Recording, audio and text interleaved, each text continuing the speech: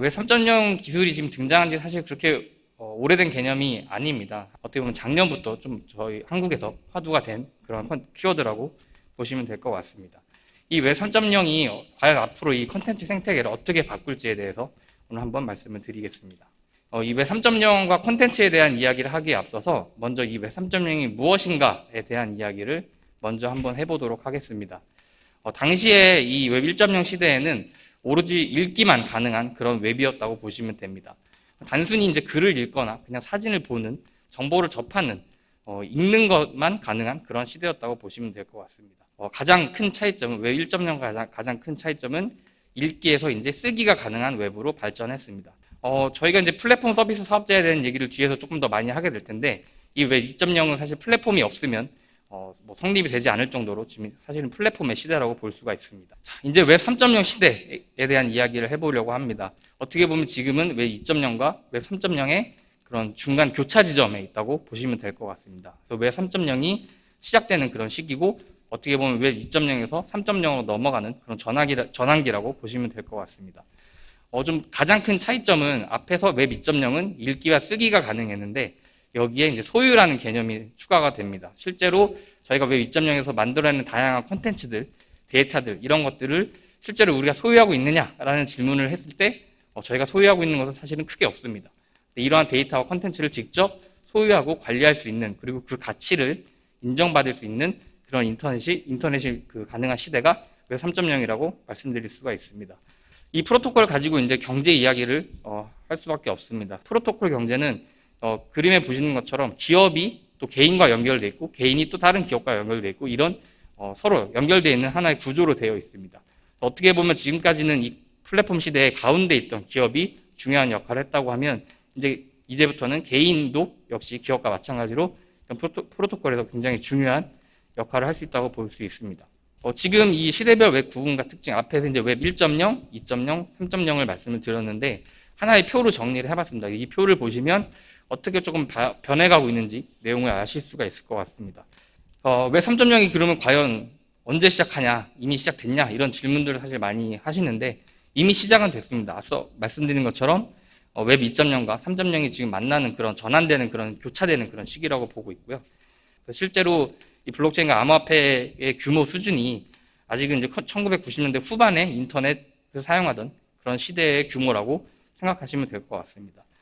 사실 이 웹 시대의 전환기라고 말씀드렸는데, 이 표에서 제가 이제 정리를 한번 해봤습니다. 그래서 실제로 1990년대 인터넷이 처음 탄생해서 한 15년간의 주기로 저는 이 인터넷의 지금 전환기가 이루어지고 있다고 보고 있습니다. 초기에 5년 정도는 어떻게 보면 이런 기술들이 개발이 되고 많은 기업들이 탄생했다가 사라지고, 거기서 살아남은 기업들이 향후 10년, 그 이후에 10년 동안 성숙된 기간 동안에 사업을 확장하는 그런 구조로 지금까지 웹 1.0과 2.0 시대가 진행이 됐습니다. 2020년을 기준으로 현재 앞으로 2025년까지 앞으로 이제 3년 정도 남았죠. 지금 2022년이니까 3년 남았는데, 이 3년 동안에 어떤 기업들이 탄생을 해서 이 웹 3.0 시대를 이끌어갈지, 또 그 뒤에 10년 동안 어떤 기업들이 웹 3.0 시대를 좀 대중화하는 그런 서비스를 만들지, 아직 뒷부분은 지금 물음표로 남아 있습니다. 아마 이 표는 이제 10년 뒤에 다시 채워지게 될 것 같습니다. 웹 3.0에서는 이제 그래서 개인 컨텐츠의 시대가 좀 더 두드러질 거라고 보고 있습니다. 근데 특히나 개인이나 컨텐츠나 모두 다 토큰화가 가능한 그런 시대가 될 거라고 보고 있습니다. 그래서 웹 3.0 컨텐츠의 가장 중요한 핵심 변화를 전 5가지로 정리를 했고요. 이 5가지에 대해서 간략하게만 설명을 드리겠습니다. 이제 컨텐츠 생산과 기획을 할 때 블록체인이나 인공지능을 활용한 콘텐츠를 생각해야 되는 그런 시대가 됐습니다. 크리에이터와 커뮤니티, 웹 3.0의 핵심 가치가 사실 커뮤니티라고 많이 이야기하는데, 커뮤니티는 웹 2.0에서 중요합니다. 근데 3.0에서는 조금 더 크리에이터와 실제 이 콘텐츠를 연결해주는, 팬들을 연결해주는 더 중요한 그런 가치가 될 거고요.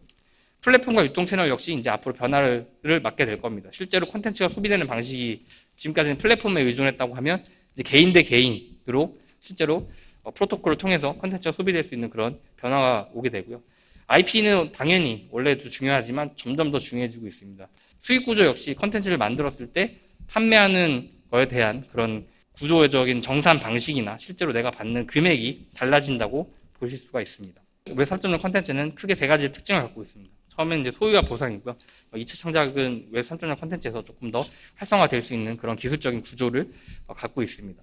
네, 마지막으로 이제 기술의 활용이고요. 여기 사진에 보시는 그 그림이 이제 두들스라고 하는 미국의 굉장히 유명한 해외에 있는 NFT인데, 사실 이것도 NFT보다는 더 중요한 건 이 두들스라고 하는 컨텐츠가 실제로 앞으로 만들어내고자 하는 그런 2차 창작물, 아이템들, 굿즈 이런 컨텐츠가 사실 더 중요한 거고, 그런 컨텐츠들을 쪼개서 판매할 수 있는 권리가 NFT라고 보시면 될 것 같습니다. 그리고 X2E 같은 경우도 굉장히 핫한 사실 주제 중에 하나고요. 아직도 이 X2E 관련된 내용들은 기업들이나 개인들이 굉장히 많이 뛰어들고 있는 그런 추세라고 보시면 될 것 같습니다.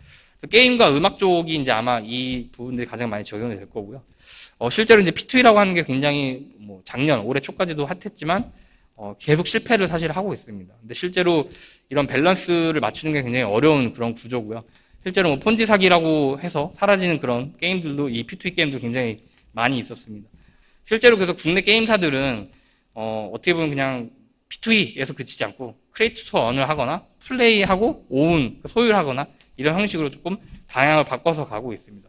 그 다음에는 음악입니다. 사실 아까 맨 처음에 앞서서 말씀드렸던 것 중에 하나가 음악 산업이 굉장히 중앙화되어 있는 산업 구조 중에 하나입니다. 음악 콘텐츠 굉장히 많이 접하실 텐데, 지금 이제 시대가 새로운 구조가 필요한 그런 시점에 다다랐다고 보시면 될 것 같습니다. 음원 유통도 지금까지는 어떻게 보면 기존에 있는 저희가 음악 저작권협회에 등록을 하고 스트리밍 서비스에 발매를 해서 유통하는 형태였다고 하면, 이제 이걸 NFT를 만들고 소유권을 자신의 팬과 나눌 수 있는 그런 구조가 생겨났습니다. 지금까지 IT 업계가 웹 1.0과 2.0 시대를 거치면서 가장 크게 발전할 수 있었던 그 이유 중에 하나가 사실 오픈소스라고 저는 생각을 합니다. 누구나 공유하고 오픈해서 개방해서 만들 수 있는 그런 생태계가 있었기 때문에, 제가 리눅스라고 하는 그런 오픈소스 소프트웨어가 있었기 때문에 안드로이드 생태계가 만들어질 수 있었던 거고요. IP 역시 이제 오픈소스 IP에 대한 내용들로 좀 중심이 옮겨갈 거라고 생각하고 있습니다. 여기서 중요한 거는 기존 저작권 시스템을 제거하는 것이 아니라, 기존 저작권 시스템도 있고 보호받는 IP도 있지만 오픈소스 IP라고 하는 것이 새로운 하나의 형태의 콘텐츠를 만들어낼 수 있는 그런 기회가 될 거라고 보고 있습니다. 사실 이 CCG로, 그러니까 지금 옆에 좀 그림이 좀 섬뜩하긴 한데, 푸가 지금 예전에 옛날 저작권이 풀려서 이상한 좀 공포 영화를 만든 그런 사례가 최근에 있었는데, CC0가 그 웹3, 그러니까 NFT 쪽에서는 지금 곽강을 받고 있는 그런 키워드 중에 하나입니다. 그 중요한 키워드가 두 개 남았는데, 하나는 소셜 토큰입니다. 앞서 말씀드린 것처럼 이제 토큰화, 개인과 컨텐츠의 토큰화가 이루어지기 위해서는 이런 큰 개념으로는 소셜 토큰이라고 볼 수가 있고요. 가장 작은 개념으로는 이제 퍼스널 토큰이 있습니다. 개인이 토큰을 발행하고, 뭐 NFT든 토큰이든 내가 하나의 블록체인 위에서 만들어낼 수 있는 이런 가치들을 측정하고 팔 수 있는 그런 토큰들을 개인들이 만들 수 있는 시대가 됐고요.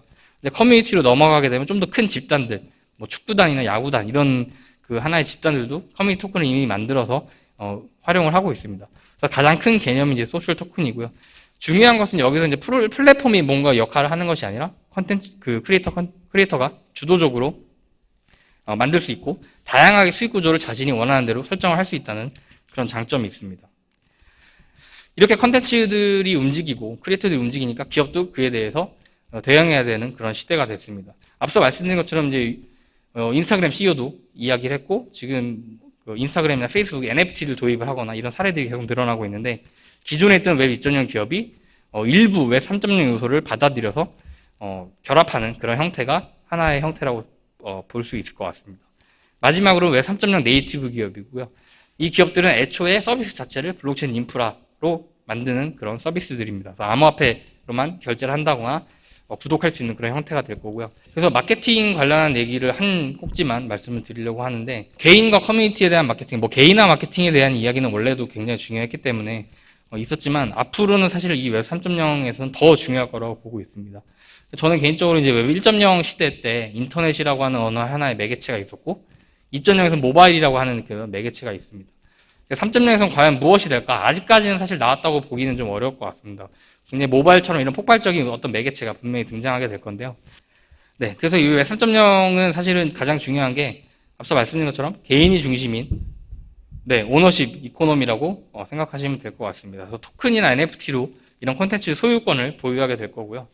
대부분 지금까지 콘텐츠는 말씀드린 것처럼 플랫폼이 소유고, 적정한 가치가 정말 얼마인지 산정하기 굉장히 어렵습니다. 근데 이제는 그런 것들이 가능하게 될 것 같고요.